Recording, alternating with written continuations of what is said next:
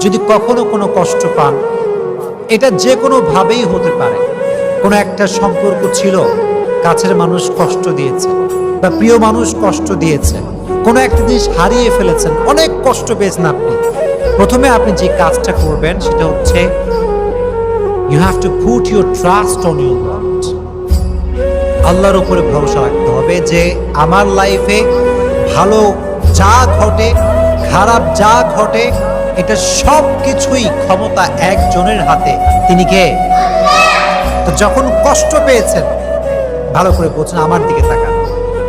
যখন কষ্ট পেয়েছেন আপনি বলবেন, আল্লাহ যা হয়েছে ভালোর জন্য হয়েছে, তুমি যা করেছো এটা ভালোর জন্যই করেছো, আমার তোমাকে নিয়ে কোনো অভিযোগ নাই, আমার জীবনে যা ঘটেছে আমি সেটার জন্যই পড়ছি আলহামদুলিল্লাহ। সকলে একবার পড়েন তো মন থেকে আলহামদুলিল্লাহ।